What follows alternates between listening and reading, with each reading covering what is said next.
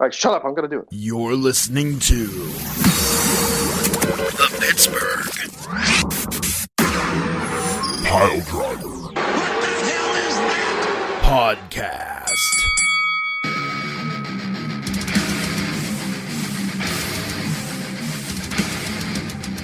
Welcome, everybody, to the Pittsburgh Piledriver Podcast. I'm Johnny, fast-speaking, high-riding, tall pants, and I'm here to say, fuck your mother.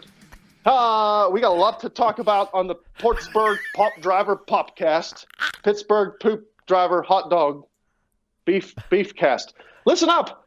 The insanity's back, and I don't care if you didn't miss me, and I don't care if you would rather me go away. You don't fucking pay to listen to this. So if you don't want me here, send your hate mail to poop@pootthebar.com or beef@chefboyardbeefaroni.org. And if you want me off the show, fucking pay $49.99, and I won't show up anymore because I don't need this. I got a lot of shit going on. I'm very busy. I don't need you, but I'm here for you because that's what we do. Listen, we got a lot to cover. We got a lot to talk about. We're going to spam right through this. Alec Ransom, that's me, fat and angry. Welcome to the show. Beef the Legend, he's here too. Poop the Bard, he's here. The best damned cruiserweight champion there ever was. And the current cruiserweight champion, Tiger Bomb Tom. We're going to thank the sponsors real quick. I don't care how you guys are doing. I listened to the show before. Oh, guys, how you doing? Well, hey, look what I did last weekend. Oh, the bing, bong, bang. Nope, don't care. We're talking about wrestling. We're not talking about feelings. It's in fucking Dr. Phil. Thank you to Casual Gaming Dad. He's on Facebook. He's on Twitch. He's on Lilo and Stitch. He's on YouTube. I don't know what the address is. I don't give a shit. Fucking Google it. Okay? Stop laughing. I'm doing stuff. No, I don't want to hear it. No. You're adults. You're all adults. Freaking Google Lilo and Stitch, really? Do the search. Casual Gaming Dad. Search for it. I don't need to spell the address out for you. It isn't 1997. Also, thank you to Sean Tischler. He does stuff in Clearfield for IWC, International Wrestling Cartel. Again, Google it. You're an adult. Get on the computer. Freaking figure it out. I don't know what these two do for us as a show. I don't think we get money or any sort of anything from them, but they're sponsors. So, hey, check them out. Thanks for being sponsors, guys. Great job. We're lucky to have you do nothing for us. So let's go ahead and get into the meat and potatoes of the show because we got a lot to talk about. And the best thing we have to talk about is the new Universal Champion, Goldberg. He beat The Fiend clean. Talk about the burial of someone who is supposed to be the next Phenom. What a gigantic disappointment. They had all of the goddamn money in the world in their hand. Merch sales, views, an interesting character that could be just do whatever the actual fuck he wants. Anything. They had the golden goose that laid more golden geese that then laid golden eggs that hatched into $100 bills.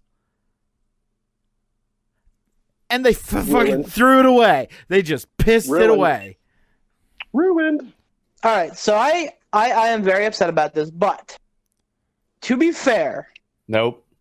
No. Wow. Okay. Go fuck your mother. Nope. Bunch of surly assholes. Fair. Okay. No, hold on. Beat him clean. Hold on. Hold the fuck on. Okay. I'm not going to dispute that.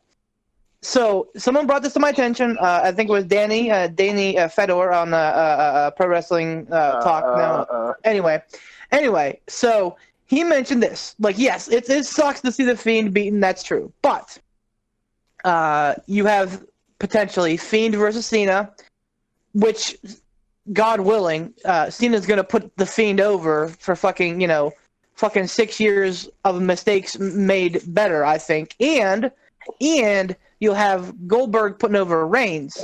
Reigns won't get booed from beating Goldberg. I'll guarantee you that. And, the Fiend beating Cena is going to only make his stock rise even higher. So, yes, this sucks, but if they're playing the long game here, it could be a smart move for them. Let me pull the hot dog out of your bun real quick here, just real quick. I'm going to pull that hot dog out of your face a little bit. Uh-oh. Where'd he go? Cena. There he is. What? Nothing. You're good. Go. Oh, my bad. Sorry, tits on a log. You're fine. Cena putting the Fiend at this point doesn't do a whole lot. Yep. Where's he been? He's gone. He hasn't wrestled.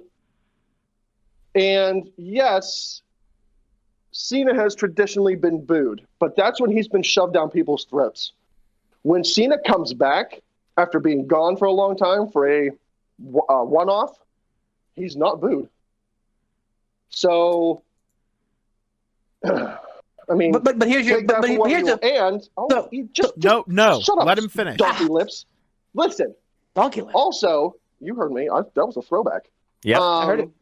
Goldberg versus Reigns. Oh, hello. Yep. Goldberg versus Reigns. For that night, Roman Reigns might be cheered. He might be cheered. The night after that on Raw, when he comes out, celebrate, look at my title, it's Boo Central. So essentially what that does is that has one match with Reigns where it's a 50-50 chance that he's going to get cheered or booed. It's not a freaking guarantee because people hate Roman Reigns that much. But it's pretty much a damn near guarantee that on the next night on Raw, it doesn't matter if he beat Goldberg the previous night. He comes out on Raw, it's a chorus of boos. So it's all for nothing. What's the point? And on top of that, saying that Roman Reigns isn't going to get booed at Mania, I don't know. Check the mark levels there, because pretty sure that all the dumb marks mark out harder for Goldberg than they do Roman Reigns. Ding, So ding. so I hate to say it, but that's a match that I could give two fucking shits less about. And as I stated before, I'm not watching Raw or SmackDown until WrestleMania. And the only reason I'll watch it is because hopefully I'll be celebrating with your dumb faces. So I think whatever happens, though, in those matches, it's not going to negate the negativity that's been done to the Fiend. Exactly. And yes, it's in Saudi Arabia. Sure, it didn't happen in the States. It doesn't matter. It was a clean win, clean pin. It was a squash. No, there was not a squash. There was nothing clean. Well, there was nothing clean about it. Like, that fucking jackhammer was the absolute drizzling shit. I'm not talking about sloppiness. I'm talking about he didn't have to go above and beyond to beat him. In the fact that he didn't have to hit him with a chair. He didn't have to knock the referee out. He didn't have to do anything underhanded. Sure, it was sloppy. It's freaking Goldberg. But at the same time, no matter what they do at Mania, they're not going to be able to undo the damage that was done to the Fiend. He lost clean to Goldberg when he's supposed to be this horrific, scary, terrifying entity. Yep. And the ending of it, too, where Goldberg's up on the rope celebrating, the Fiend stands up, lights go out, lights come back on, he's gone. I think what they tried to do was to make him look scary, spooky, strong, whatever. It didn't work. You still laid down for Goldberg. Okay. Let me pose this. I will say this. It was not a squash. Okay. How long did the match take? No. See, you're going off of length. You're not going off of content. Every other person, including Brock Lesnar went down to 2 spears. Mm-hmm. No, it was a spear and a jackhammer. Yep. Spear and a jackhammer. 9 seconds. The Fiend took 4 plus a jackhammer. Okay. Sloppy jackhammer. But he took 4 plus the jackhammer, plus he got offense in, and there was a tiny little pinhole of a window where we went, Fiend's gonna win, and no, he didn't. But content of the match, it was not a squash, and then immediately after it was over, Fiend gets up, stares at Brock Lesnar, vanishes. It sets Stares up at the whom? idea. Let me finish. Goddamn, Beef. Let me. It's setting up the idea that the Fiend let this happen. It's setting up the idea that the Fiend is like, sure, have the belt. And then tomorrow night, what's the over-under on him going, I let that happen. And this isn't bravado. This isn't saying it. I allowed it. And I can have it back whenever I want. And they let him take it back on a whim. And he murders Goldberg. Just murders him.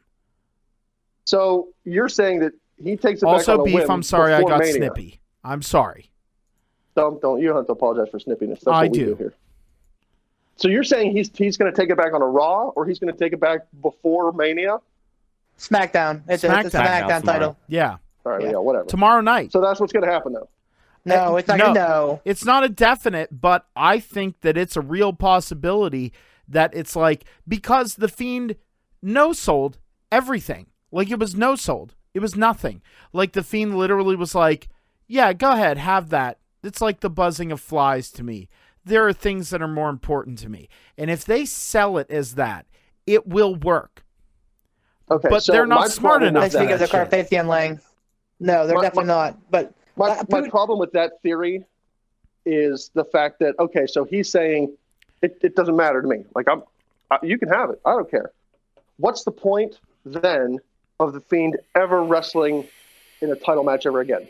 If he's not chasing that title, if he's not coveting that title, if it's like, meh, whatever, I'll lose it when I want it. I don't care. It means nothing to me. What's the point of him ever being in the title picture again? Or why put the title on him in the first place? Mm-hmm. Which is what we were saying in fucking October. Like, we all had this exact same discussion in October, where we said, you know what? Like, now that the die has cast, they need to follow through with it. But by God, we were all saying this is a mistake. This is a mistake because it's going to end somewhere terribly. Here's my initial point. And Poot, I love what you were saying, man. That makes a lot of sense. And I thought the exact same thing. The way that he no-sold the slop hammer, where he just stood up and like was looking the slop shovel was looking at fucking Goldberg like that. Like, I'm like, oh man, he might get it back at Elimination Chamber, which would be fucking pointless if he did. But you know, again, it's Vincent Kennedy McMahon. Anyway, so here's the thing: you have a choice of taking the title off of Bray, yes, against Goldberg. That's agreed. It's a dumb mistake.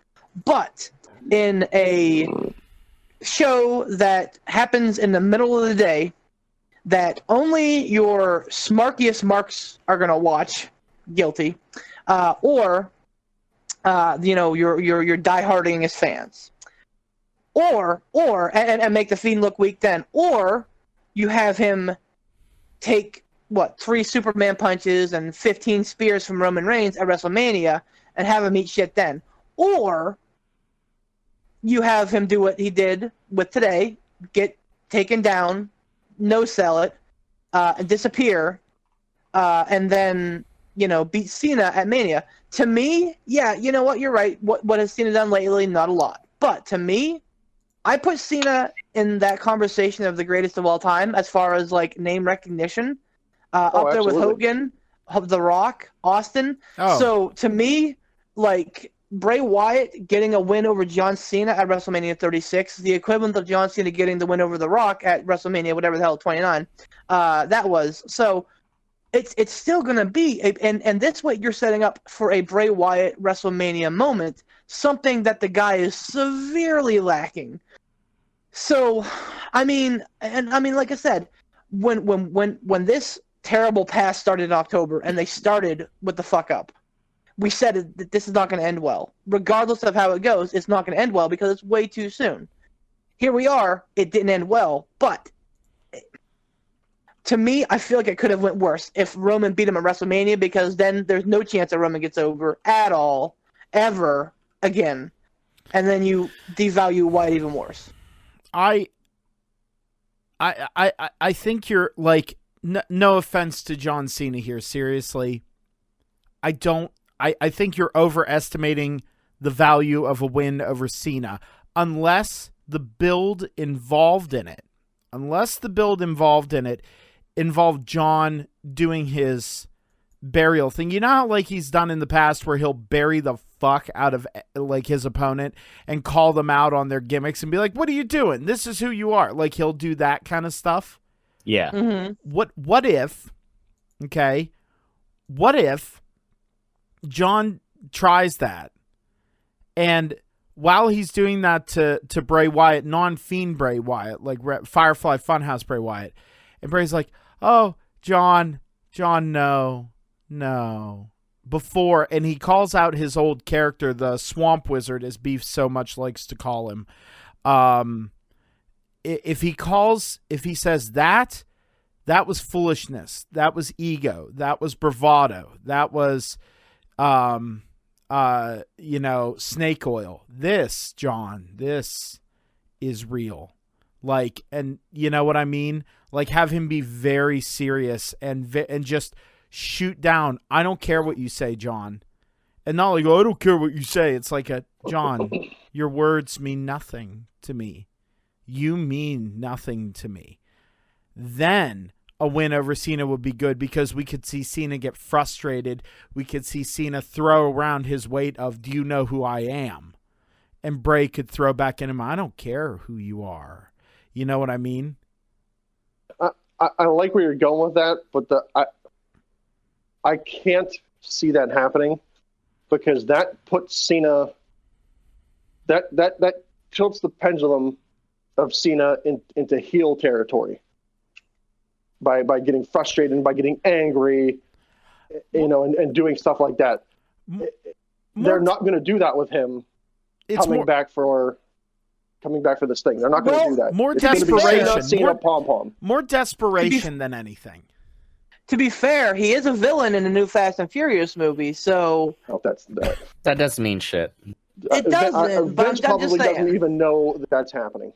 I didn't even know it was happening, and really, because they have Fast and Furious like fucking 10,000. I haven't watched them since like the third one. I don't give a shit. I drive fast cars and I do crazy true. fast. How many cars by trying to steal something? Tom, are you saying that you watched Tokyo Drift? I did watch Tokyo Drift. Huh. All right. I didn't think anybody watched that, so okay. That's about when I stopped. I don't see any. And I really hope I'm wrong, because I'd love to be, because I think the Fiend could be, the one of the top guys of this generation. But I can't see a scenario where it does. Even if he beat Cena clean, in a non-title match, and Goldberg is probably going to lose clean to Roman Reigns. So you still have the loss to Goldberg at Blood Money 3, never coming home. and I still think more people watch that than you might give them credit for, Beef. It's on the network, and yes, it was in the middle of the day, but they promote the shit out of this show, and anybody that has the network, I'm willing to bet the majority of them are going to watch that show, because they're already paying for the network. It's something new. It's a brand new show, or brand new show as far as like it just happened. Right. I think more people are going to watch it than you think, regardless of whether it happened in Saudi Arabia in the middle of a Thursday. A lot of people probably didn't watch it live, but people are going to go back and watch it, and it's doing the Fiend no favors at all. Well, and the other part that I want to mention is that Putin mentioned this too. Look who else fucking jobbed the Goldberg in last time. Fucking Brock Lesnar. Like, I'll tell you what. Yes, Lesnar did what I think less than a minute. It was probably less than 30 seconds, if we're being honest, to Goldberg at Survivor Series that year. Oh. And since then, fucking Brock Lesnar has been on top of the world. He has had a major world title since beating Goldberg, like basically the whole time, either Universal or WWE. Now I'm not comparing the Fiend and Brock Lesnar. They are two different attractions. All I'm saying is, like, we know Goldberg. This is Goldberg's shtick, and it always has been Goldberg's shtick. Because Goldberg can't carry a match at all. Really? Whether you exactly like whether you're a fucking technical master like Kevin Owens, whether you are a legend of the sport like Hollywood Hulk Hogan, whether you are someone in between like Kevin Nash or the Fiend, like regardless of who the fuck you are, Goldberg's going to put you down in like 3 minutes because he sucks in the ring, and for some reason, people keep paying him to come back. Okay, I'm gonna light a fire in your dumpster here on that whole Brock Lesnar line of thinking. Okay. And say this. Before that match happened, for years, Brock Lesnar was on top. When Brock Lesnar was new to the business, look how long it took him for him to reach the top. Not very long at all. He goes away, whatever, comes back, and he's pretty much been on top since he came back. He's ran through, look at the names of people he's run through before he dropped that belt to Goldberg. That match with Goldberg didn't throw him onto some sort of precipice above everybody else. He was already there. A loss to Goldberg for Lesnar doesn't hurt Lesnar at all because he has had a history of running through people, holding championships for a long length of time. The Fiend has not. He doesn't have that history. Swamp King or Swamp Wizard, whatever you call him, doesn't have that history. So a loss to Goldberg's not going to hurt Lesnar because Lesnar's going to come back, win the title again, and run through everybody else, just like he did before Goldberg. So I don't think that his loss to Goldberg and then eventual win back elevated him any higher than he was before. He was already on the top. That's a good The point. Fiend has not been on the top. The Fiend has been, let's face it, for lack of better terms, the Fiend has struggled since he debuted. Bray Wyatt struggled when he came up from NXT. He was never on the top of that precipice. So I don't see how this elevates him to the top. I feel like Bray Wyatt is going to be, history is going to treat him well in the sense of like they're going to look back on his career fondly, but he's going to be one of those wrestlers that always had like his career, the straight line of his career will have giant bell curve humps in it. You know, they'll look back and go, wow, this was awesome. It's like the Dolph Ziggler effect. They just never pulled the trigger. Yep. And Bray Wyatt, I believe, had the potential to be on that mountain with Steve Austin, The Rock, Hulk Hogan, Shawn Michaels, Bret Hart. He had the potential to be there, but WWE is not letting him get there for whatever rhyme or reason. And unless, somewhere in the future that happens, I'm not counting him as one of those greats. He's not up there with them. He's a fun character. He's an interesting character, but he should be running through people. Well, okay, I don't know who the fuck you are and where our ransom is, but I want fucking answers because our ransom never would have said anything about Bret Hart being on that mountain with those other guys. So who the fuck are you, man? I was just about to question the same thing. Look, I'm not saying that Bret Hart is a big whiny fat crybaby, but if you look at the career that Bret Hart had from go to end, he's up there. Money that he drew, title reigns, the people that he beat. His technical ability. He's well and above at this point, well and above Bray Wyatt, the Fiend, whatever you call him. But granted, the Fiend's career is not over. He's very young. He's healthy, as far as I know. So there's still time. But all I'm saying is that this coming WrestleMania, I don't think they can do anything at this one event to undo what Goldberg did to him at Blood Money 3. They're going to have some weird fuckery up their sleeves to make it to make me believe the Fiend again. You know what the worst part is? I forgot I pre-ordered it months ago. My pop vinyl of the Fiend literally came in yesterday. Oh no. That's the worst timing. Oh, absolutely. Absolutely. I was just I looked at it and I was like, you're going to lose. I'm surprised you didn't open it up and it was Goldberg. Oh.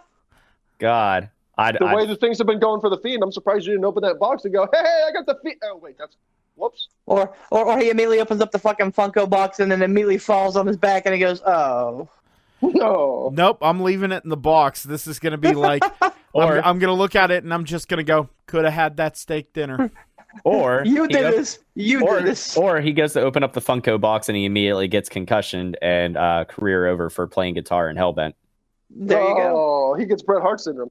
Look, I want to ask you guys this about this loss.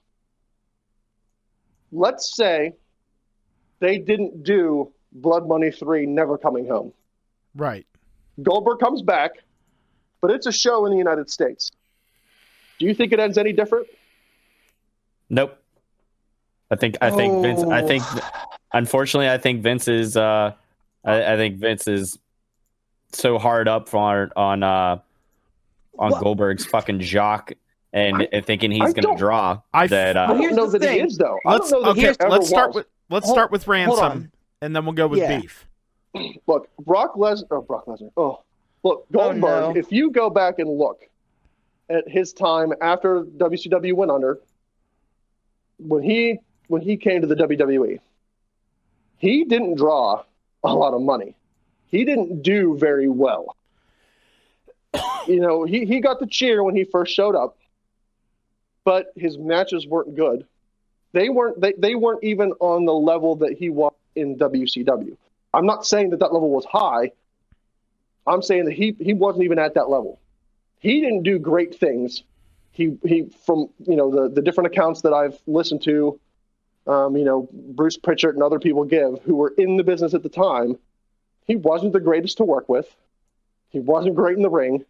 His promos were so I don't think that Vince has brought I don't think that Vince has Goldberg on that tier where he's like, this is my guy. Like, he's my man. I think the reason why The Fiend lost to Goldberg was, and Beef has said it before, Saudi Arabia lives in the past. Goldberg, Hulk Hogan, Andre the Giant, Randy Savage. We said they requested whenever they had the greatest Royal Rumble, they requested Yokozuna and Macho Man Randy Savage. Yep, right. Sure did. So they're living in the past. So if this happens in the United States, it's not a big a draw as it is in Saudi Arabia, because Saudi Arabia pays to see the old people because they live in the past. They don't know anything present. They don't know any better. So money-wise, storyline-wise, I don't know that it makes a whole lot of sense to bring Goldberg back and throw the title on him if this happens in the United States. I think Vince is getting paid that blood money, and they're paying blood money to see Goldberg and Yokozuna and Randy Savage. That's just my take on it. And Mansoor, Here's apparently. the thing. And Mansoor, oh man, fucking Mansoor streak, he's 3-0, baby. Like, 3-0 in Saudi Arabia. Here we go. And 4-0 in his entire WWE career. Anyway. Streak is on. Anyway, so here's and this is another point that because I've been all over the place reading this shit because I'm ready to wallow in everybody else's grief because I've been seeing this coming a long time, and everyone's like, oh no, the Fiend's probably gonna win. Anyway, so fucking wallow. Anyway, the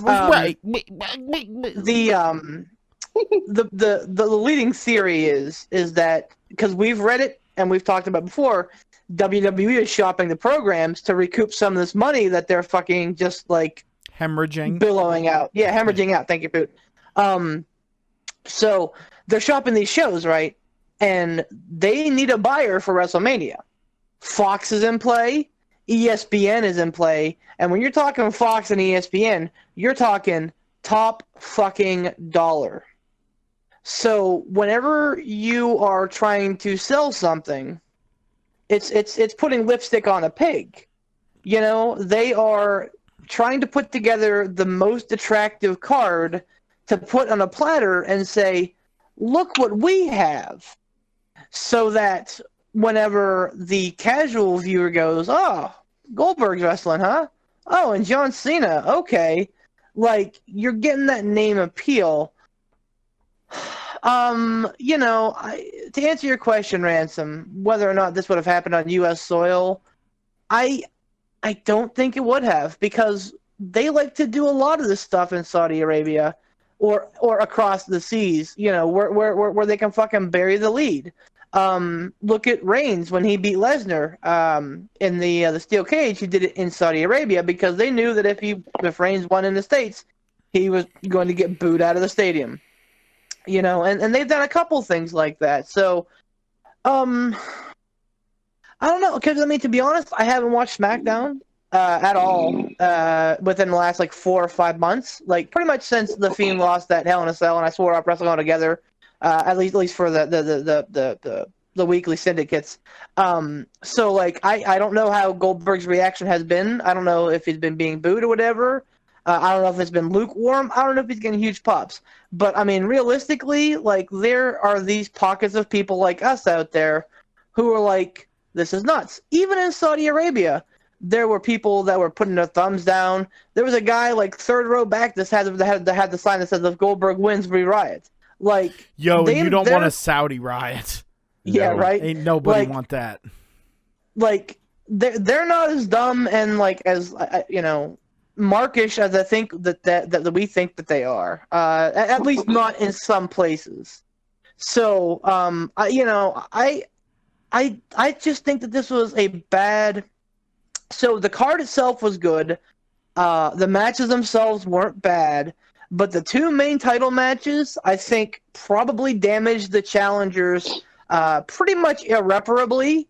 At least for the time being, to where now they really have to strap a rocket to the Fiend and Ricochet's back and really try to make them recover from these losses, because otherwise I think both of them may have taken a major hit in their WWE career. Speaking of Ricochet, I gotta say, I absolutely fucking hate the pandering, like, why not me? I'm here. I've faced all this. I've won here and I've done this. And it basically builds Ricochet up. And they're talking about all his achievements instead of having it be like, holy fuck, man, Ricochet really could win. Or, oh, man, he's really done a lot. And giving more information or whatever. You know what it does? All it actually did. All it did was just go, yeah, all that shit that he did and how great he is doesn't matter. I hate it. I hate it. That was my biggest problem today. Not Goldberg winning, because again, I guess it's probably because I've had a problem, or that I've seen it coming for a while now. My biggest problem was how they treated Ricochet, especially because they had the big angle. Why not me? You know, I might not be the biggest, but man, I can fight. Like, this is my dream. Like, they were definitely setting up the whole baby face. Like, hey, at least he's gonna give him a shot, and then fucking nothing. He comes out and misses a drop kick, eats 4 suplexes, eats an F5, and that's it. Yep. Fucking dinner time for Brock Lesnar. I still don't know why you thought it was going to be any different. Look at the people that Brock Lesnar has run through. Look at his opponents that have gotten off very little offense. There have been some super big name people that have gotten off very little offense in a match with Brock Lesnar, who have been more popular, have drawn more money, have been bigger names, have been more legit, tough guys in the ring than Ricochet. And I know you mentioned AJ Styles before. And Balor. Finn Balor before. Mm-hmm. But, I mean, come on. He's squashed Roman Reigns before. He's squashed John Cena before. I don't know why anyone thought it was going to be any different with Ricochet, especially in all places like Saudi Arabia. Again, Brock Lesnar, big name. Ricochet, they might not even know who he is. I would have been more surprised at Ricochet winning than I would have been at The Fiend winning. Oh, for sure. Yeah, I'm not arguing that. I'm saying, there was to your zero point, doubt in my mind that Ricochet was going to lose. Zero doubt. To your point, though, like, yeah, you know what? They may not know him, but you know how you make a fucking star? You have him go toe-to-toe with Brock Lesnar for 9 minutes or so. And then, yes, you have Brock Lesnar win because fucking duh. You're setting up this big thing with him and McIntyre, and you get it. You want Mac, and I understand that this is a vehicle to make McIntyre look even better when he wins, so he fucking better win. But, I get it. But I mean, my God, man, like you want to talk about giving someone a chance? Like, all Ricochet needed was just a little bit of his high-flying offense. Just a little bit to get those fucking camera shutters going, man. And just a little bit of belief, hey, maybe Ricochet can pull this off. And you got a star that you can probably trust reliably for the next 5 years. Today, if you're looking at it, go ahead. Good.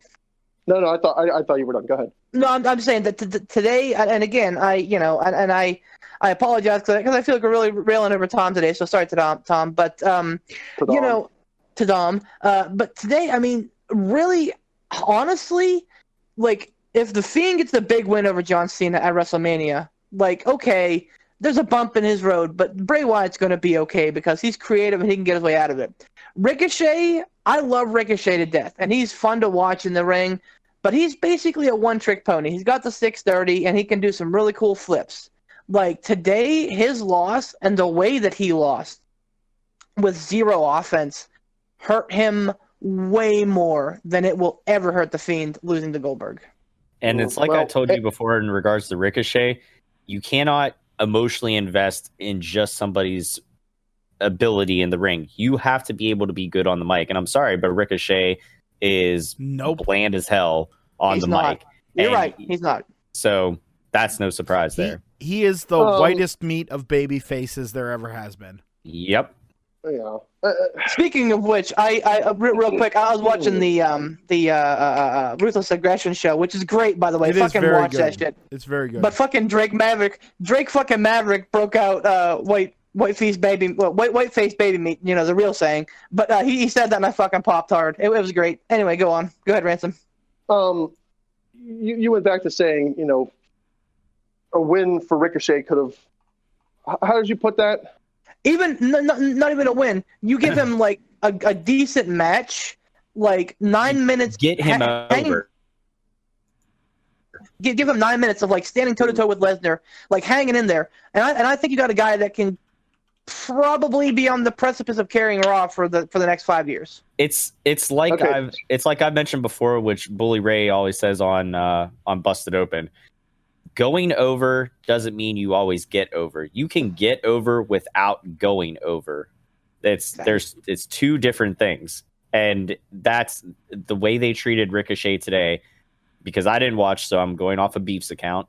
But you know, having it basically be a squash match like that with Lesnar and having him lose the way that he did, there's no way you can there's no way you get him over like that. That does not help his cause at all. But go on, Ransom. No, you're 100% right. But I still go back to the theory of the Saudi Arabia show isn't a show where Vince has any sort of care about getting anybody over or helping to make new stars. I honestly don't. This Saudi Arabia show is about money. And the Saudi people don't want to see a new person get made. They want to see the people they know do the things that they know that those people do. And Brock Lesnar, they know, and they know that Brock Lesnar comes in the ring, eats somebody for lunch, and leaves the ring. So I wholeheartedly believe that if this happened in the States, Ricochet versus Lesnar, you probably would have seen a lot more offense on Ricochet. But you would have seen him be, you know, you would have seen that maybe Ricochet could do this, maybe.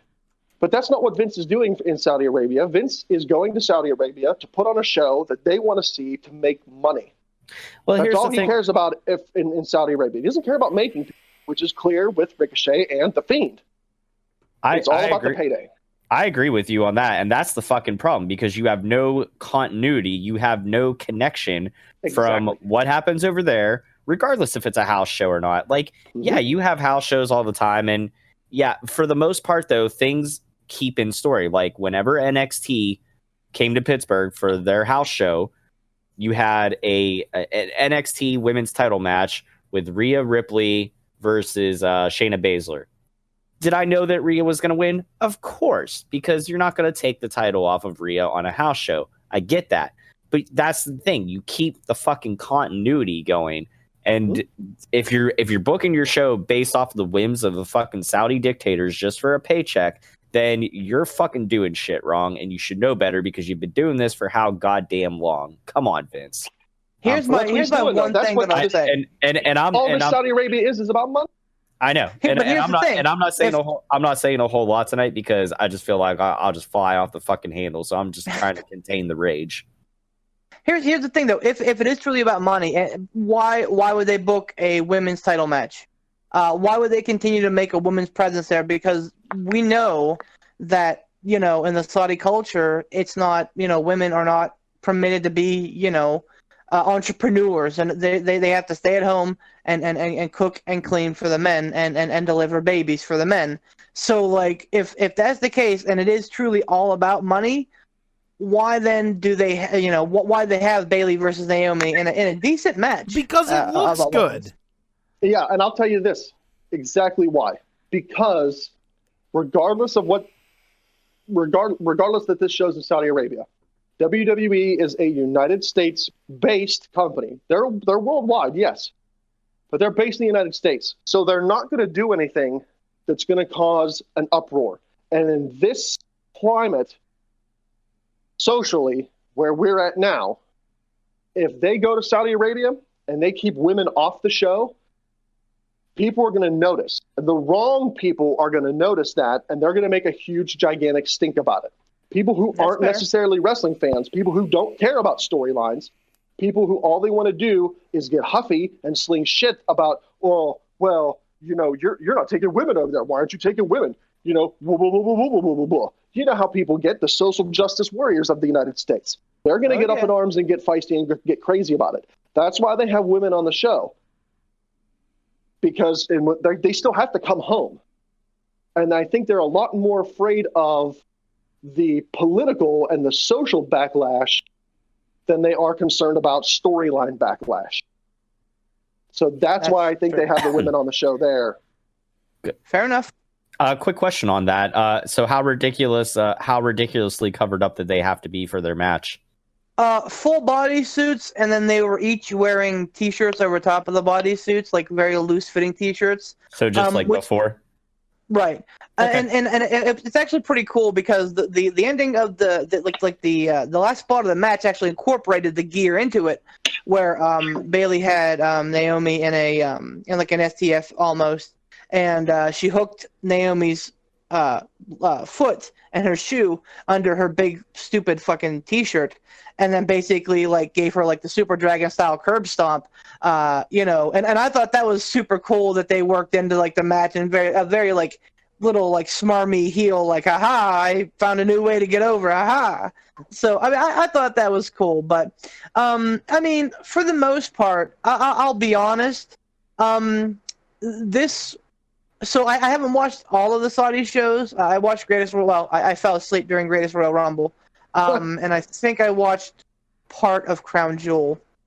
But this honestly felt a lot better than the previous shows have been. This was a lot less house showy, more like pay-per-view-y. That's like saying that I had a better shit today because it wasn't diarrhea. It's still shit. I agree. No. I agree. And here's the real fucking question. Like, why? Because there was a decent card. It lacked the mid-card titles, but I mean, other than that, title matches, that is. But I mean, other than that, like, it was a pretty strong card. Why do you put this out, 35 days away from the biggest show of the year? Like, that, I think, is kind of the overarching thing of the dilution of the product.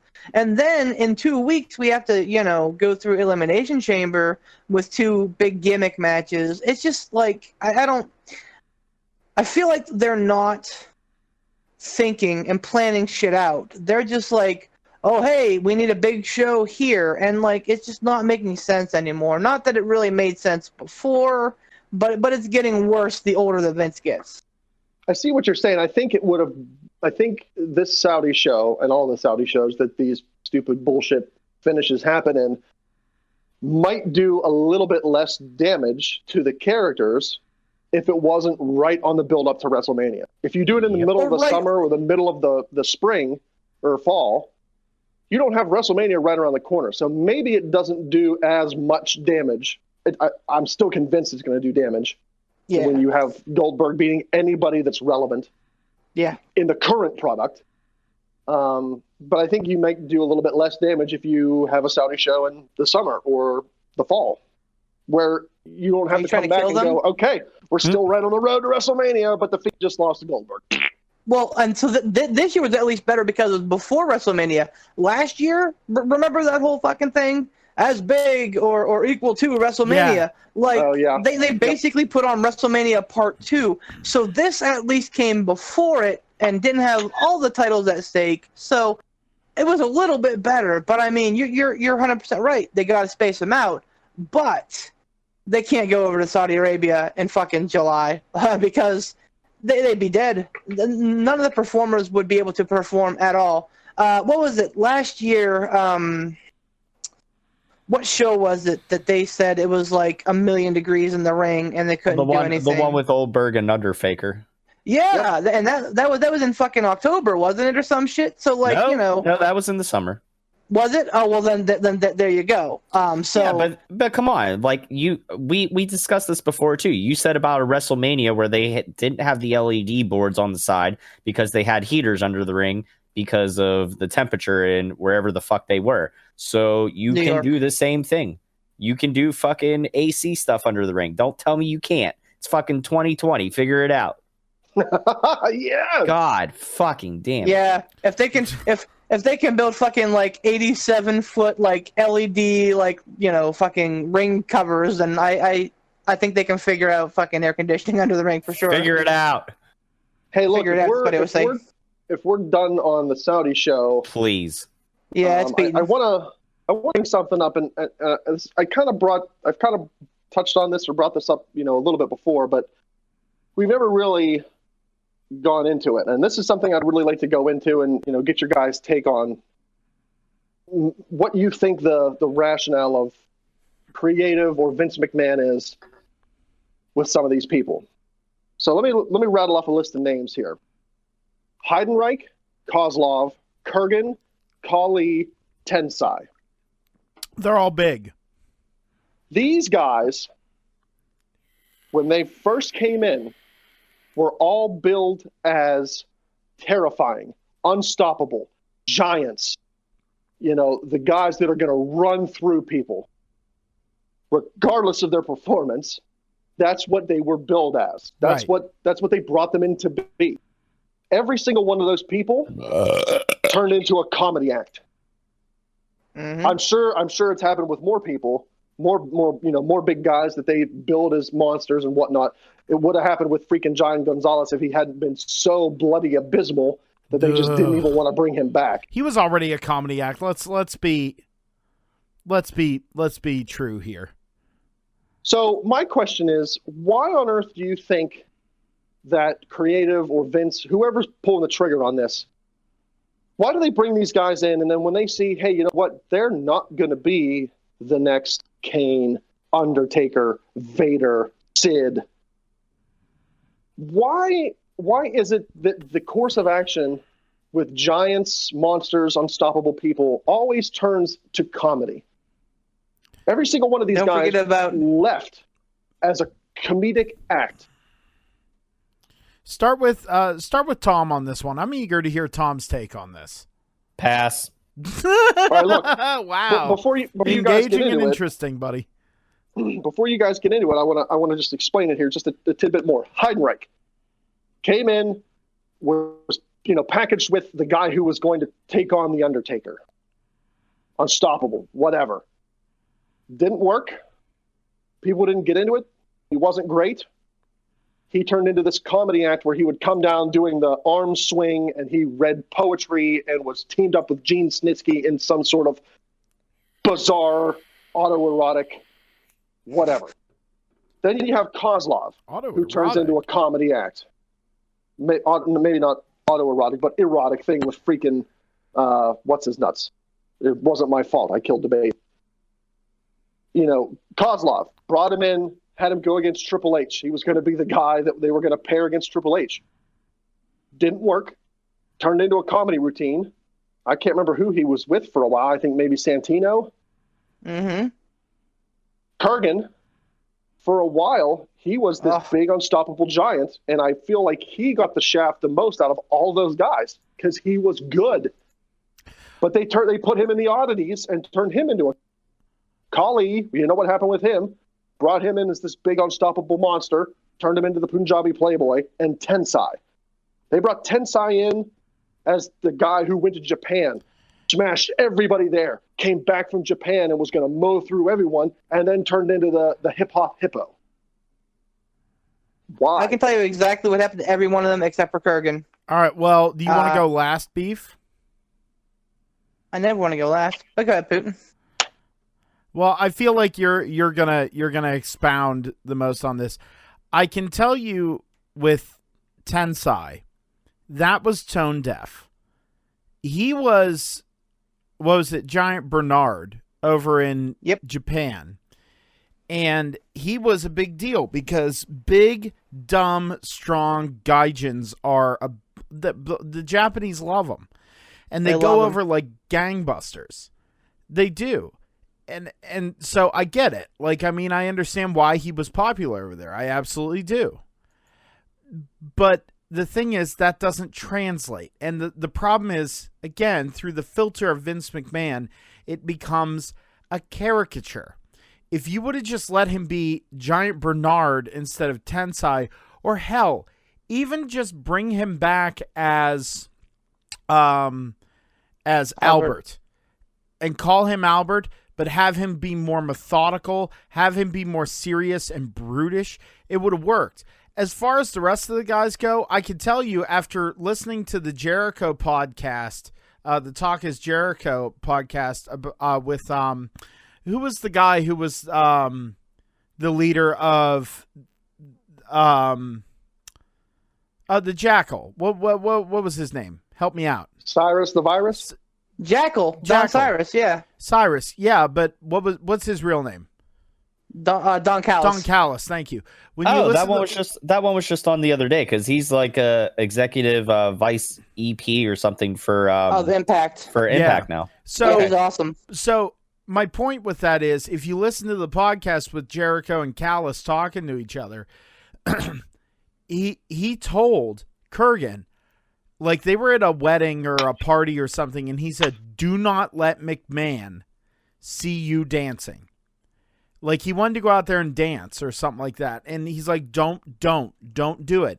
Well, he went out there and danced, and McMahon saw him do it. And by God, immediately after that, he was a dancing fool with the oddities. Now, the oddities got over, but that was the end of the road. It was like he hit a wall, and he's like, well, this is as good as it's going to get. The rest of the guys, they can't work. And being an attraction only gets you so far. It really does. Yeah. And I hate to be that guy with these big guys, because I'll tell you what, the first time whenever old Punjabi Playboy came out and you saw him, you were like, holy fuck, that guy's big. Like it was scary. But then because you see him so much, the shock wears off. And then what do you do with someone who can't work? I mean, that's really what it is. It's just those guys, unfortunately, are not built for that. It's just the way of the world. Now, I have a question on that, though. This is kind of almost like a counterpoint. In the same sense, though, how is it that maybe not to the same extent that those guys suffered the same fate, but how is it that Braun Strowman's been able to avoid that? Because if you check Strowman's social media and stuff like that, you know, he's got some comedic chops and stuff like that, and he's...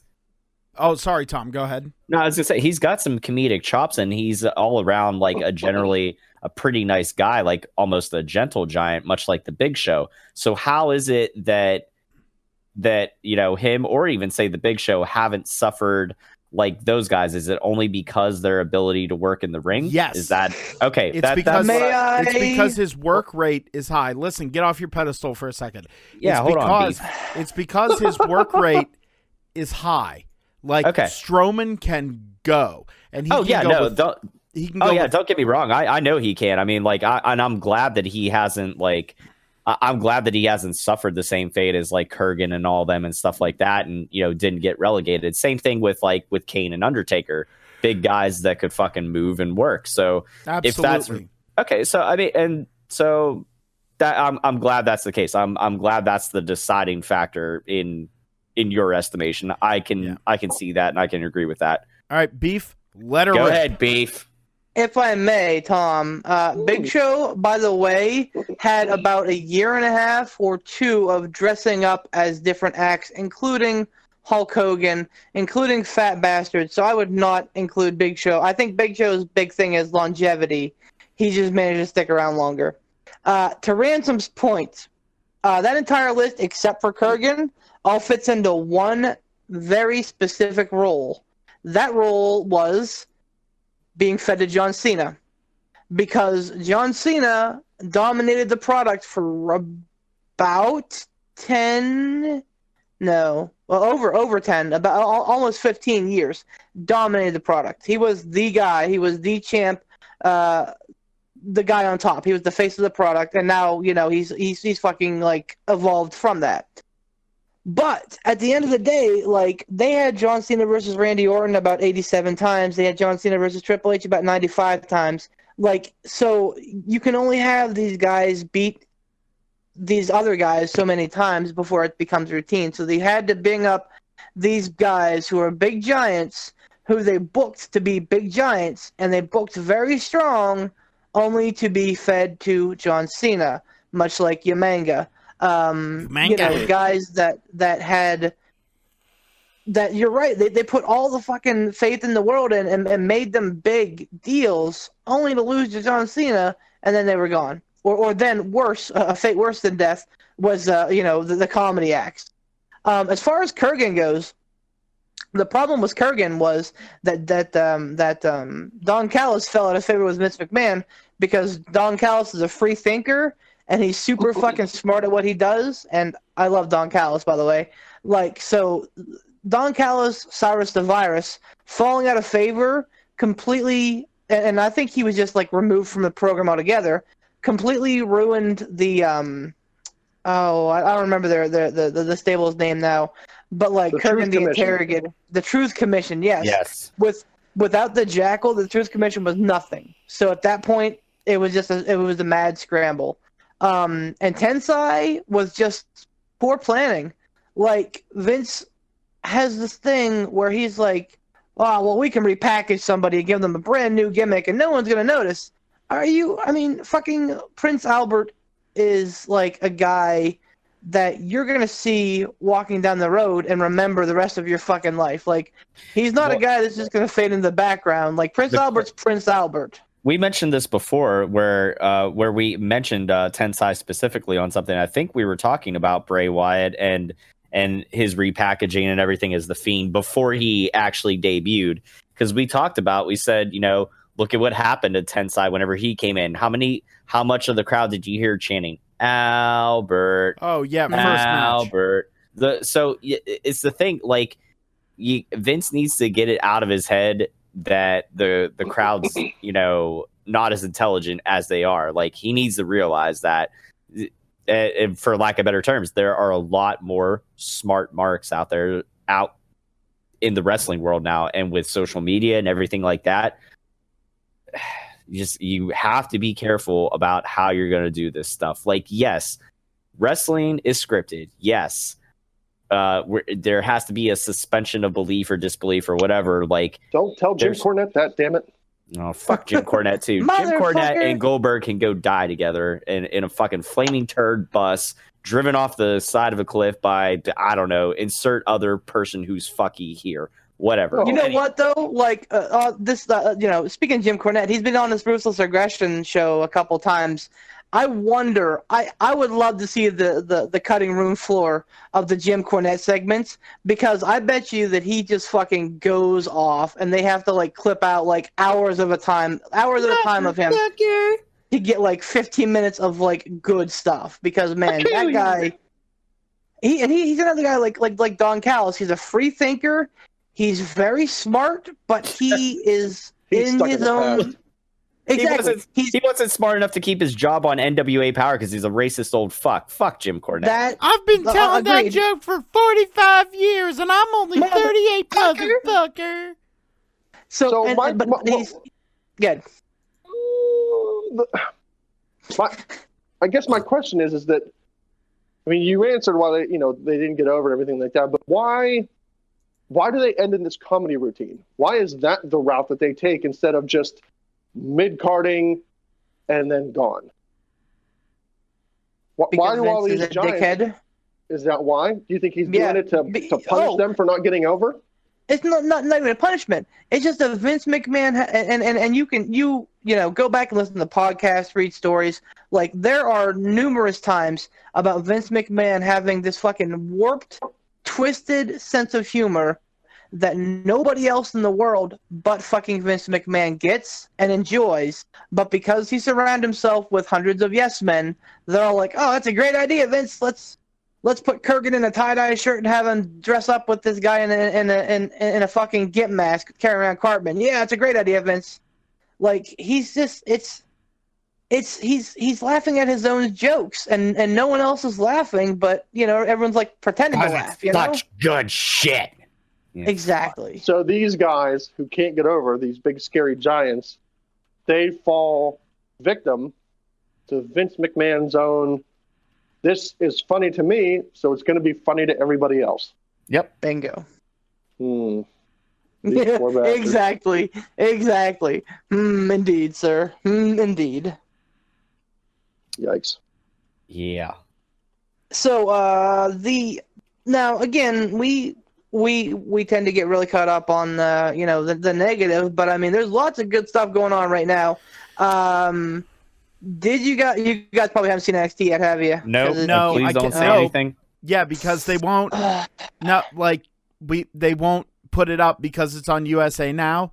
So like they don't put it up on Hulu or on the network the next day. It's actually on the network probably right now. I saw a commercial for it today during the Saudi show.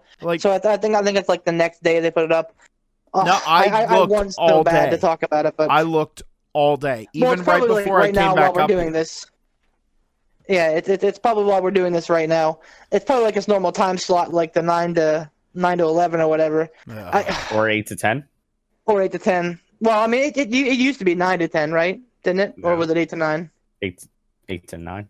Okay, well, Anyways. Anyway, my point is that there are lots of good things happening. Takeover Tampa is really starting to take some nice shapes to it, and AEW. I'm telling you guys, like if you haven't been watching AEW, check out the last month or so because they're absolutely fucking killing it. Did anything big happen last night? Because I didn't get to watch it last night. Jericho Omega got his nose. Pac. Wait, hold on. What Jericho got his nose busted open the hard way. Okay, I did see a picture of that like on Instagram. And Omega Pac. Yeah, fucking okay. Omega Pac. 30-minute Iron Man match. Oh man. You know what? I'm sorry. Yeah, I did start to watch it. I had it on in the background. I was half paying attention to it. By all accounts, I saw some good parts of the match. But did anything big like it was just a take home. It was a go home show, right? Okay. Exactly. And they're not like fucking VKM where they're thinking themselves outside of the fucking box and changing their pay-per-view main event, 2 weeks before the show. It's a tried and true, formula that they're following that's fucking working,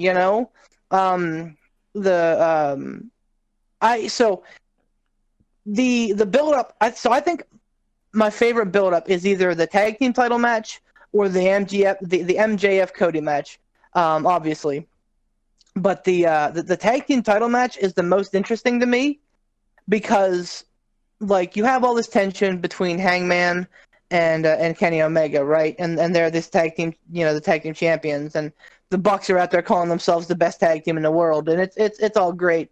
But then you have Kenny Omega competing in this grueling 30-minute Iron Man match, just like throwing caution to the wind, getting hurt and this, that, and the other thing. Like, man, like when the Bucks beat Omega and Hangman at Revolution, and Hangman turns on Page, like, or wait, my what God, yeah, exactly. Hangman turns on Page, turns on Hangman, turns on Page, turns on Hangman, turns on Page. That's the same as the Fiend looking at Brock Lesnar today. He did. But he got you on that one.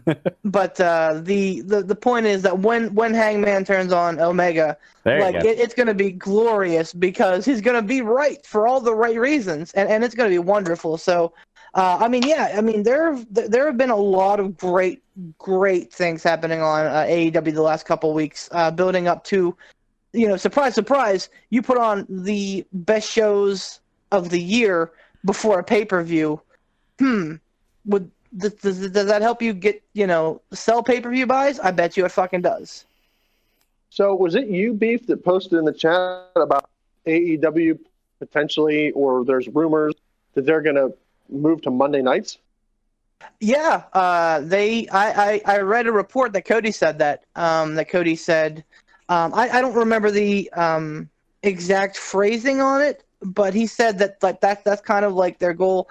No, I mean Cody is Cody, so like the Bucks and Omega, they're all very much like, hey man, we're just here for a great show. We're here to put out a great product for people to enjoy.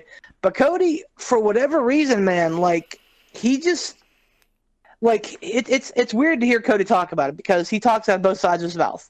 On one hand, he's so thankful for the chance that he's given in WWE and for the respect that they've given his father and this, that, and the other thing. He's so thankful for that. And then on the other side, like he's out there like destroying fucking Triple H thrones, and he's out there like fucking taking pot shots at Triple H and McMahon and saying that he wants to compete with Raw. So I mean, he has his head in the clouds, and God love him, he's a dreamer. See what I did there? But Hey. thank you. That's exactly what I wanted.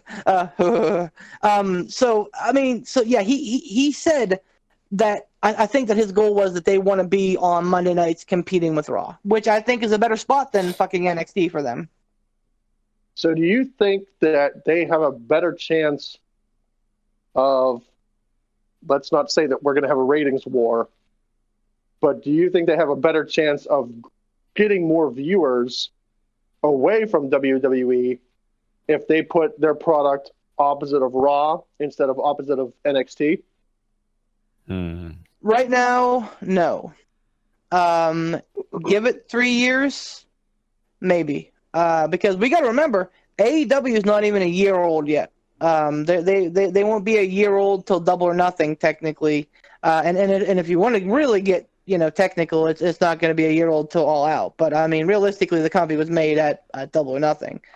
So they need time to grow and to kind of figure out what they are, to kind of figure out things like their women's division, because it is a slow build with that. But I mean, like, to me, the AEW audience is the same as the NXT audience and vice versa. That's why their numbers are like, neck and neck, head and head, because they're just the same wrestling fan. It's us, guys who watch wrestling for wrestling, to watch awesome matches, not to see these stupid fucking dumbass love triangles or whatever the fuck else you want to do. Like, we watch it for, yes, the entertaining stuff, but also for like quality wrestling. So to me, like, that fan base is fighting itself on Wednesday nights. Half the time you watch AEW, half the time you watch NXT. Then you flip it. Sometimes and it's just back and forth. But with AEW versus Raw, you're taking a fan base that's a bunch of malcontents, more or less, because of fucking Saudi Blood Money 3, No Way Home, and you're saying, well, yeah, you could watch that show that's absolutely fucking pandering to Goldberg fans, or you could watch Pac versus Omega for 30 minutes, be a fucking all-out classic. Your choice, wink, wink, nudge, nudge. So to me, it's a no-brainer. Well, what else do we need to talk about? Since we're singing the praises of AEW, I don't know if we want to roll into picks now or not. Why not? Let's do it. Yeah, man. Pick it up. Sweet. All right. So now I'll get to talk for a little bit. All right. I'm just going to dive right into it here. Got the matches pulled up here. I'm going to start it off. This is a pre-show match. We got SoCal Uncensored with Christopher Daniels versus the Dark Order, Evil Uno and Stu Grayson, with Alex Reynolds and John Silver.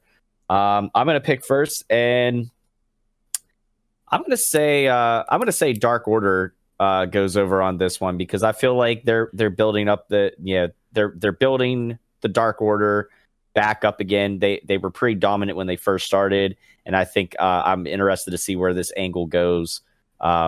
With them trying to recruit Daniels and stuff. So I'm going Dark Order. Poot? I'm going to go Dark Order because they're working this angle with the Higher Power. Higher Power has to debut, and it's gonna lead to their victory. Like whoever it may be, I'm not gonna sit here and pontificate upon who it will be, but it only makes sense. Yeah. Beef. I'm picking the Dark Order, and I'm really hoping that they do get Daniels into the fold and bring back the fucking Fallen Angel. But how fucking rad would it be? We've thrown out names like Matt Hardy and Raven and Brody Lee as the higher power, as the Exalted One. How fucking boss would it be if it turns out that it was Christopher Daniels as the Exalted One? It was me, Kazarian. It was me all along. I'd love it. That'd be great. The fucking Fallen Angel being the Exalted One. That would be great. That would be pretty good.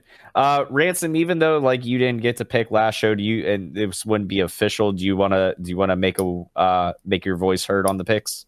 Yeah, I'll weigh in. Okay. But don't put me down for anything official. I got you. Since I'm out of the running anyway. Yeah. I'm gonna agree with everybody else. I think the Dark Order goes over because I think at this pay-per-view, regardless of who it is, and I really like the three names that you guys threw out there. Daniels, Raven, and Matt Hardy. Also, what's his face? Brody Lee. Yeah. I think they did the higher power, Dark Order, Supreme Ruler, whatever the hell they're called.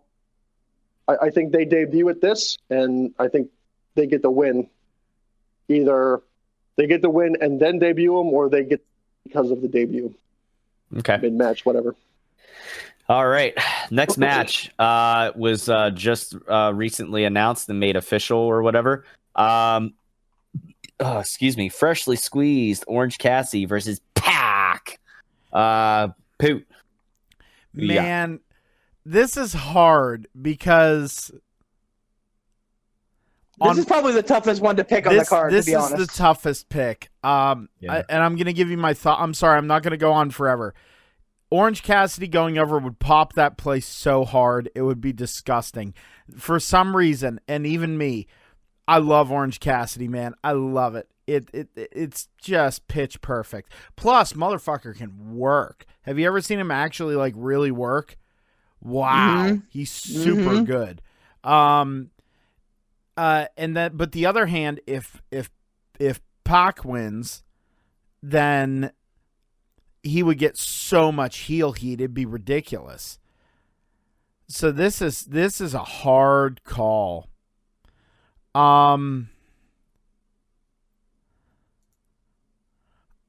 Pac just lost the match this past Wednesday, correct? He did. Yeah, they had to go into sudden death overtime. And Pac lost. I'm gonna say Pac got Bret Harted. I'm gonna say Pac goes over, but it's gonna be, and this isn't a caveat. I think Pac goes over, and I think it's gonna be a fucky finish. I think Pac will win. I think Pac goes over, unless Orange Cassidy goes over because they're trying to be like, here's the pre-show, it was free. Now, don't you want to buy the sumbitch? Pac versus that's on the main card. Oh, yeah, it's on the main card. Yeah, the only pre-show match was the tag match that I mentioned with SoCal Uncensored and Dark Order. I think Pac goes over then. I'm going to say Pac. Okay. Beef. The only thing that gives me pause was a quote from Cody here that I read about a month or so ago that he said about, when we debut Orange Cassidy, just wait. So like that tells me that Orange Cassidy is definitely an attraction. We kind of talked about, but he can work, and that's the difference between the other attractions and Orange Cassidy.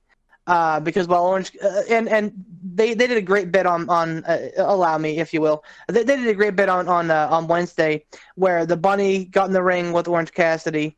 The Bunny took Orange Cassidy's shades and took his hands out of his pockets, and the crowd was just eating her alive. Orange Cassidy takes the fucking bunny ears, puts them on himself. It was fucking great. The Orange Cassidy, for all the motherfucker in that Jim Cornette does, Orange Cassidy is a fucking treasure. But that being said, man, like Pac, I think, is one of the biggest unsung heels of our generation.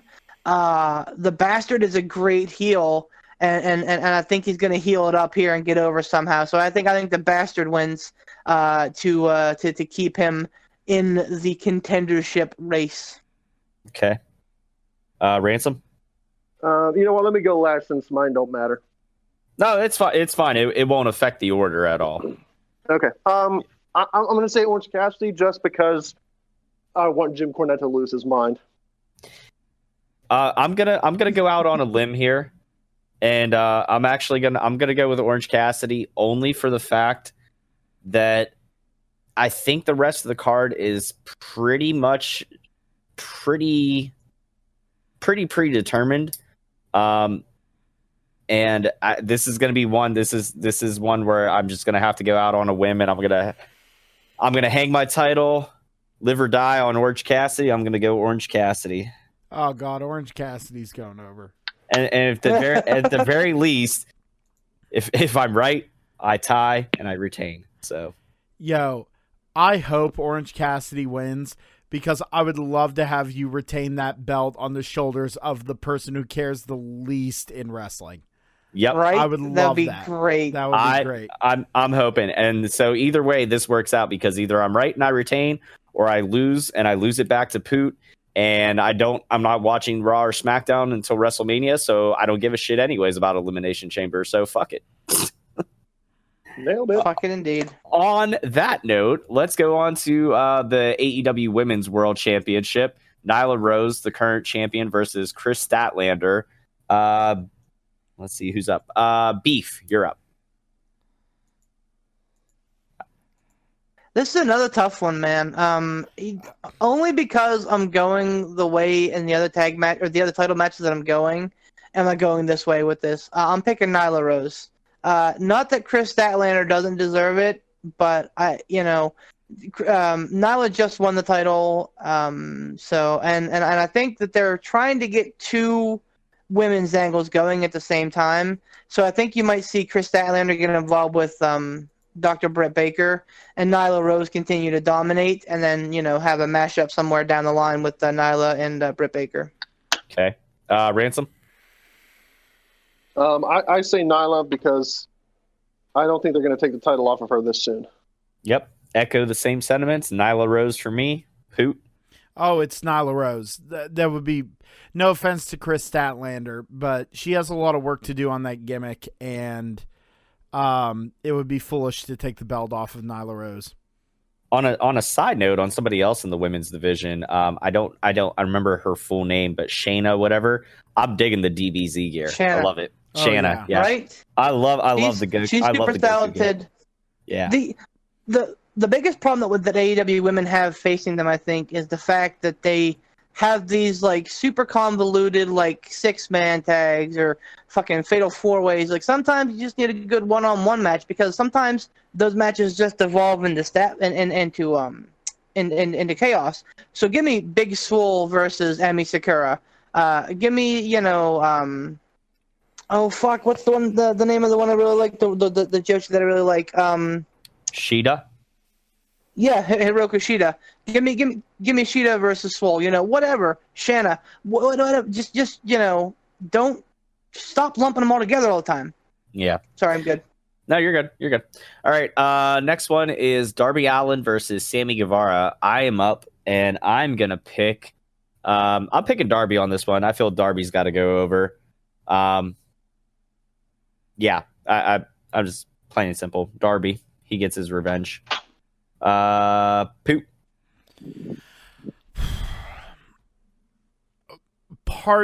Part of me, my gut says that it's gonna be why am I blanking? You just said his name. Darby Allin or Sammy Guevara? Sammy Guevara, thank you. Good God.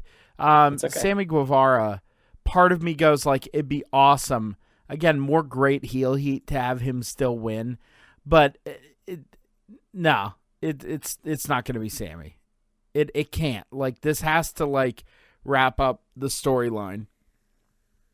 So you're going with Darby? Yes, sir. Okay, Beef. This probably will be one of the matches of the night. I think this and probably the tag team title match, just because these two guys can hang. It's real tempting to pick Sammy, but Darby makes sense, so I'm picking Darby as well. Ransom. Oh, sorry, I was muted there. I was having a wee. Darby. Okay. Let's see. Now, this is one that could be interesting. Jake Hager, the Big Hurt, versus Dustin Rhodes. Poop.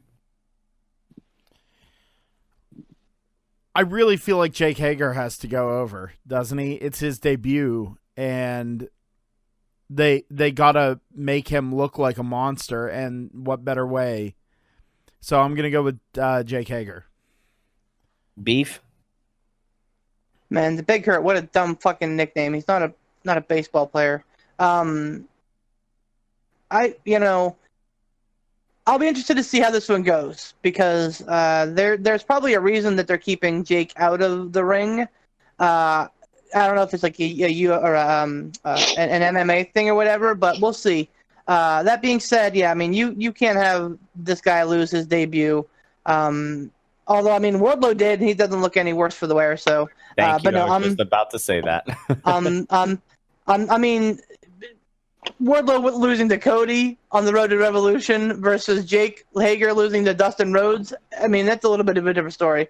Yeah. But no, I'm taking Jake Hager. Okay, Ransom. I agree with the consensus that he's not going to lose his debut match, especially since Jericho seems to be very high on him. So Yeah. Hager. And I'm also picking Hager just because I feel like not everybody. I don't feel like the Inner Circle is going to completely just get buried this whole show. I feel like one of them is going to have to win, and it's got to be Hager, because I don't feel like it's going to be Guevara or Jericho in the title match later on. So I'm going with Jake Hager as well. Can I interrupt real quick? Yeah. I wanted to expound on this whenever I said it, but I forgot. Yeah, go ahead.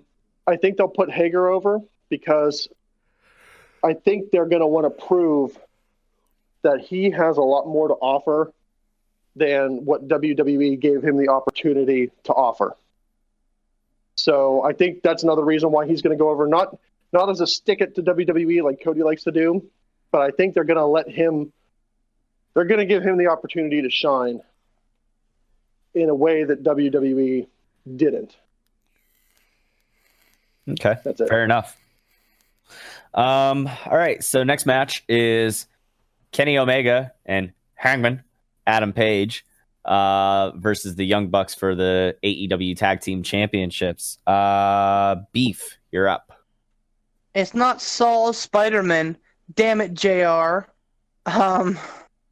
It's got to be the Bucks, right? I get it that they just did the title change here like a month ago, but I mean, like, this whole fucking thing has been leading to this point where the Bucks have to get coronated as like the kings of the tag team division. They're too damn good, and I mean, this angle, like, yes, I am loving like tweener Hangman Page, and I'm loving the dissonance between him and Omega. But I mean, like, they gotta get this moving with Omega versus Hangman. I'm super stoked for it. So yes, I'm taking the Bucks. Ransom. I agree with everything Beef said. This is going to be the split, so I'm going with the Bucks. Yeah, I feel like this is the progression it's going to take. And if you watch the one thing, there was something on. I caught it on Instagram, but like I think it was on the Road to Revolution. They had to sit down with all four of them, and the Bucks said to Paige, "They're like, you were a joke." You were a what? That was on last night. Yeah, that was on last night, and that was a great interview too. What was it? It was like their little lead up show they have is called the Road to Revolution. Like the interview itself was on Dynamite too, where it was just JR sitting down with like Omega and Hangman and the Bucks, and Omega had like a fucking like a glass of a highball whiskey in his hand, and it was great.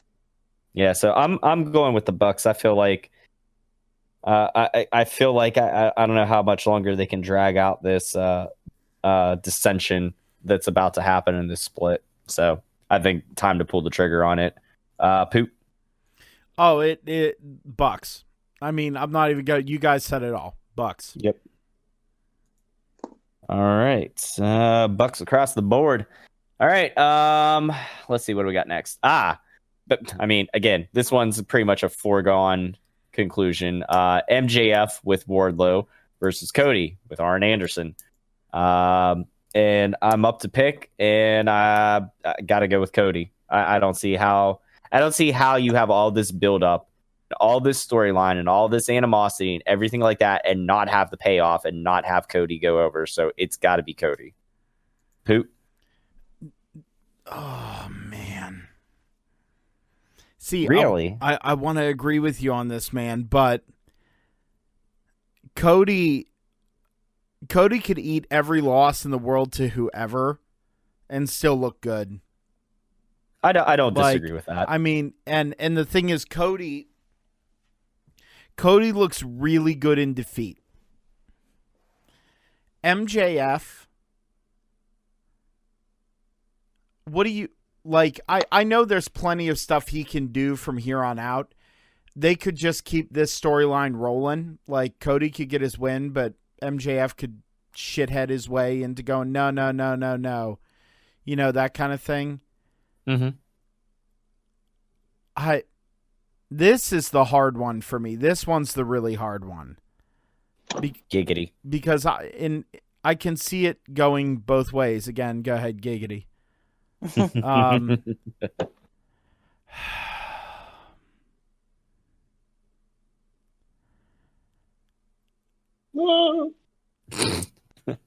I mean, you're going to have... you know what? I wish I could pass. I'm going to go with... I'll go with Cody and Arn because I think having that win and then the Moxley win will be it'll be like, holy fuck, all these things are paying off and they make sense. Yep.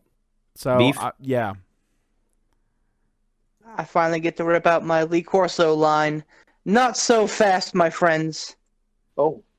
I agree that the thing that makes sense is for Cody to get the win if this were the end of the line. But AEW don't book for short term. They book the long haul they have so far. So this match, Cody versus MJF, is not finishing here. It's definitely going to at least Double or Nothing. Would not shock me if they drag it out all the way to All Out in August. But that being said, I mean, you cannot have Cody get... If you want to do that, which I think that they want to do, you can't have Cody... You know, you can't have everybody just blow the proverbial load and go, Cody won. No, you have to have Cody get in his licks and look like he's going to get it, and then somehow MJF steals victory from the snatches of defeat. I'm picking Maxwell Jacob Friedman. Wow. Ransom? I agree with Beef. I think this is just the beginning with MJF. And especially since Wardlow lost to Cody, I could see there being some tomfoolery in that match, that maybe Wardlow gets involved and costs... Well, Wardlow's definitely going to get involved, and I'm sure Arn is as well. But I'm willing to bet that Wardlow's intervention costs Cody the win. So I say MJF. Ooh. Yeah. How great, by the way, has Arn Anderson looked in this role fucking of right? The fucking old ball?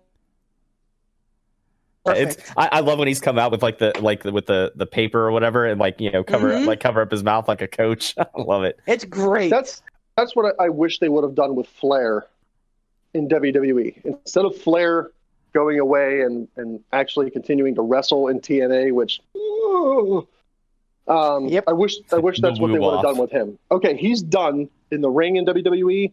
Now he's going to become that coach. He's going to coach this, whoever it's going to be. You know, he does some, what's his thing? He does some dirtiest player in the game things to help that person get over. I wish that's what they would have done with Flair. Yeah. There's a quick part of me right now that almost wants to ask Poot if he wants to change his pick from Cody to MJF, because I'm second guessing myself. I really am. They're locked in. They're not locked in until we move on. Well, they're not locked in until we're all done and we ask if anybody wants to make any changes. Well, then what's the point of having an order? This is true. The man speak. I've spoken. This is the way. This is the way. Next pick. Yes. Next pick. Suck it, both of you. Oh. You lose, sir. You. Man, on that one. I really do. No. Oh. Next pick. Shut up. Come on, man. You're 7. We have an order for a reason. You're 7-0. I got to get game. And this is literally the only thing that we've disagreed on for this event. But who's counting? Me. No, man. The dream.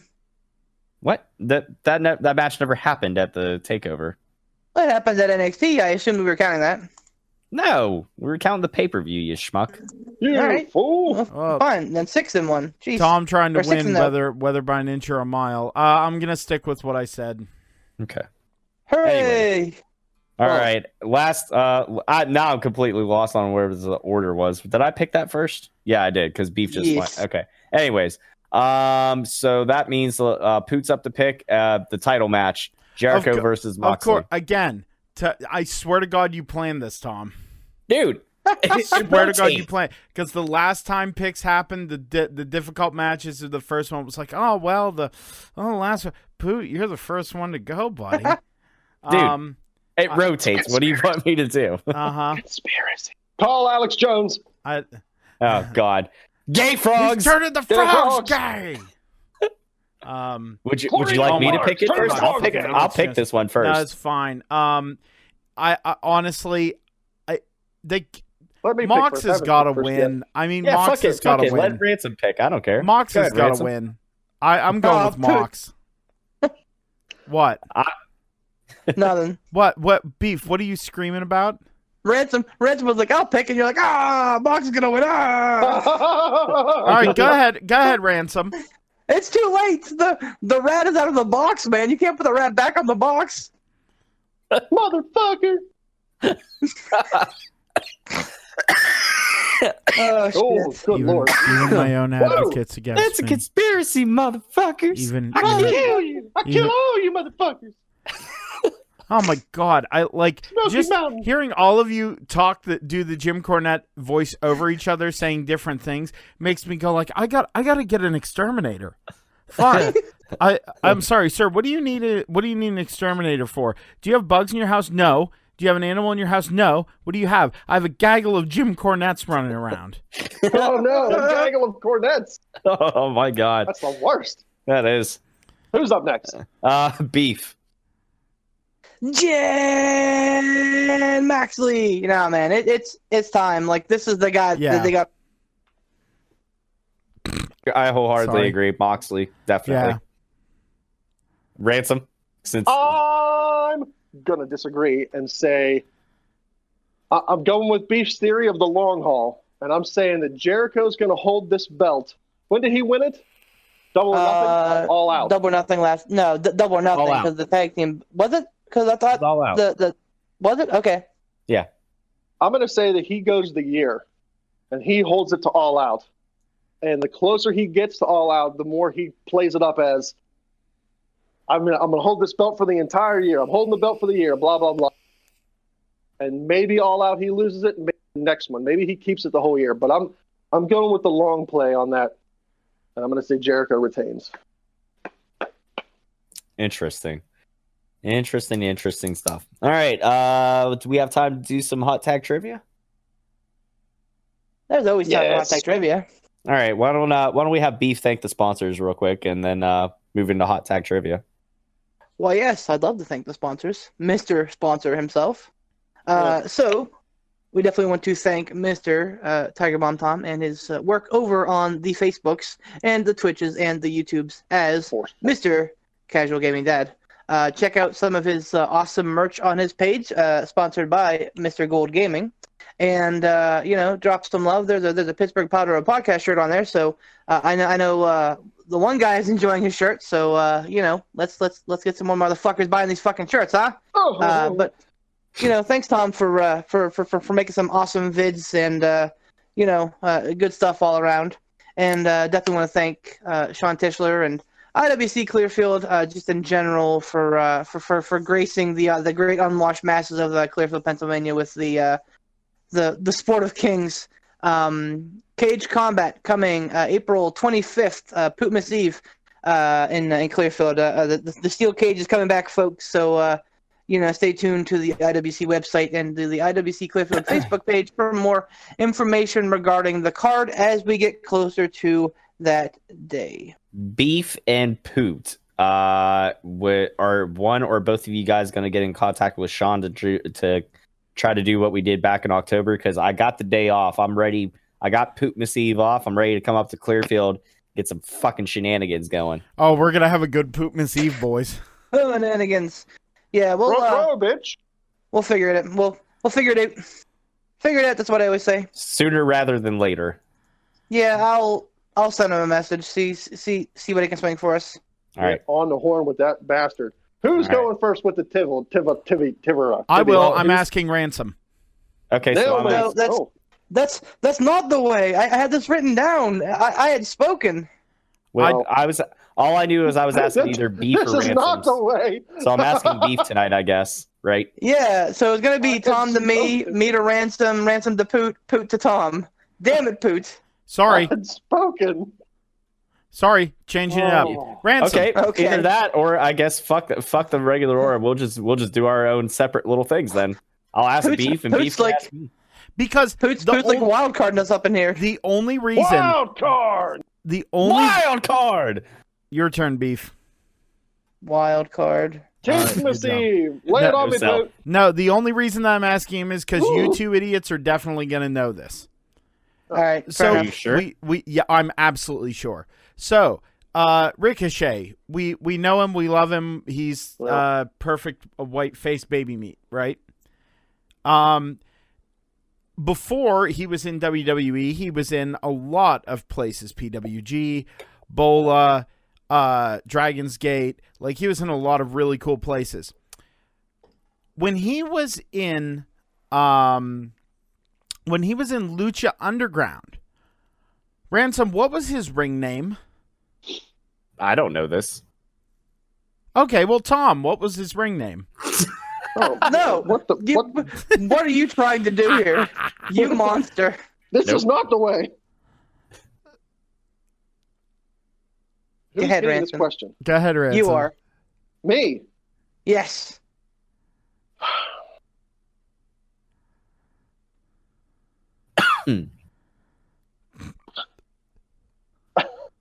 I know nothing about Ricochet. I have no idea. I don't know who he was. I don't know where he was for WWE. I never heard of it before. You got nothing? I'm not even going to try to connect the dots on this one. I got nothing. All right. Tom, you want to give it a go? You have not no a idea? Fucking clue. Nope. All right. Well, I know Beef knows this. You are correct, sir. So before WWE, he wrestled in Lucha Underground, was one of the many places he wrestled as. And his name, under a lucha mask, he was known as Prince Puma. Oh, all right. Two-time Lucha Underground champion. You know who else wrestled under a mask in Lucha Underground under the name of King Cueto was Jeff Cobb. Yep. Lots of high profile free agents now coming out of that show. Yes, sir. They really missed the mark on it. Yep. It's still fun to watch, though. All right, my turn. Yep.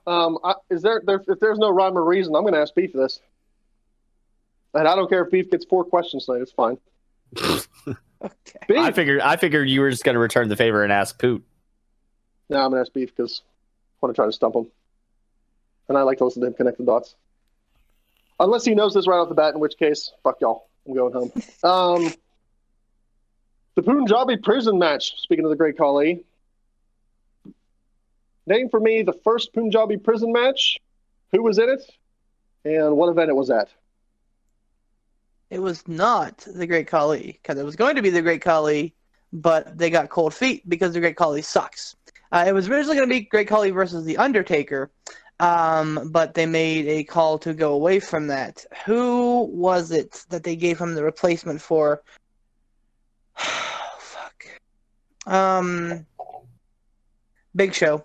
So it was Big Show versus Undertaker in the first ever Punjabi Playboy House of Horrors match, and Sorry. it no, that's what I do. I do it. The Do it for the yucks. Playboy House of Horrors. Oh. Yeah, do it for the yucks. And I want to say that it was probably at like No Way Out, because they like to do this thing where they were funny sometimes like that. Like Breaking Point was all about submission matches. So I think I don't know the year, so forgive me, but I think it was No Way Out, Taker versus Big Show in the first ever Punjabi. I don't even remember the actual name of the fucking match, but yeah, the big stupid stick match. Punjabi prison match, and it was Big Show and Undertaker. And it's because Khali wasn't medically cleared. Oh yeah, quote unquote medically cleared. It was not No Way Out. Great American Bash. It was the Great American Bash 2006. That was a lucky guess. I that it was there, but I don't know why I thought No Way Out, man. Turn over. Next question. I got a good one for Beef. Yeah. Okay. I'm actually gonna throw it back to your favorite pay-per-view, the Royal Rumble. And I'm gonna cross it over with my gaming repertoire. Beef, I want you to give me the roster of characters on the Royal Rumble video game for Super Nintendo. Okay, so Super Nintendo, not Genesis, but Super Nintendo, because they were two different rosters. How does he alright. fucking... Because I spent a lot of time watching wrestling as a kid, and I spent a lot of time playing video games as a kid. So there are. Hold on, let me count them off here. 1, like 2, 12? 3, 4, 5, 6, 7, 8, 9, 10, 11, 12. Yes, sir, 12. Oh, he's got it. I don't got it. I know most of them. So Shawn Michaels, Bret Hart are two obvious picks. Razor Ramon was in there. Yep. Oh fuck! Can you tell me if Raw or was Raw before Royal Rumble? Let me go back and look. Hang on. Stand by. Standing by.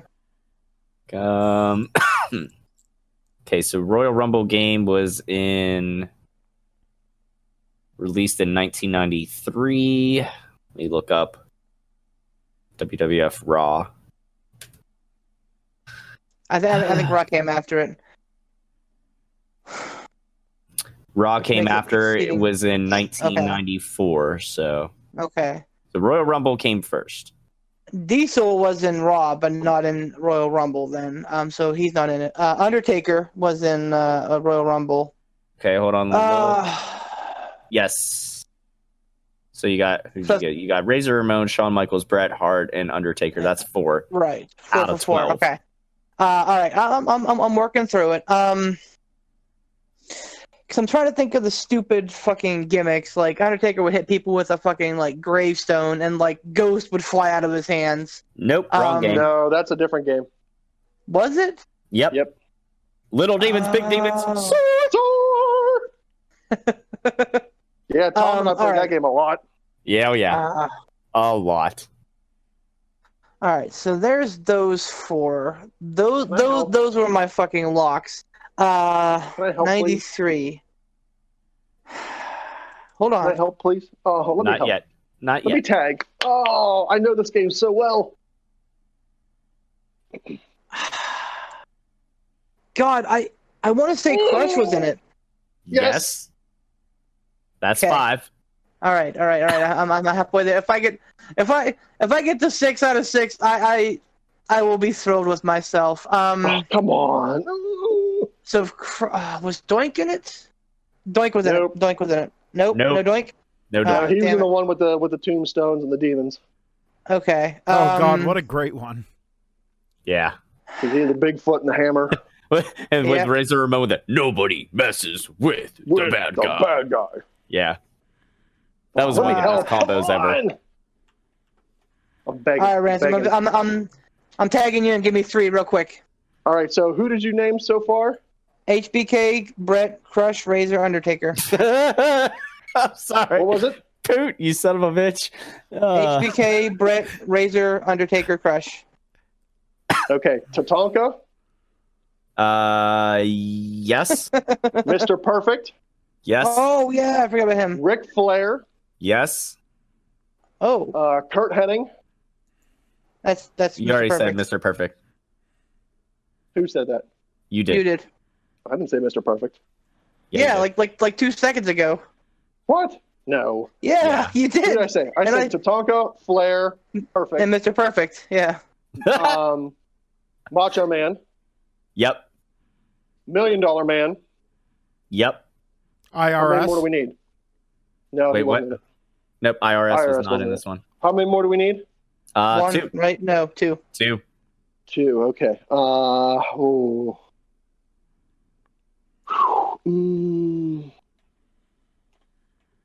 I'm trying to think Was of the Hogan stupid in it? MIDI. No, Hogan wasn't. in it. No, Hogan. I'm trying to think of the stupid MIDI themes too that would like play in between the matches.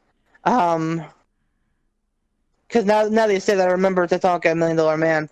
Yeah, they were definitely in it. I thought it was odd that Tatanka was in it for some reason.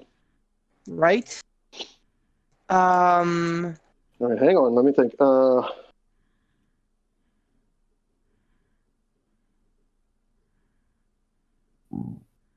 Kick myself for not knowing these last 2.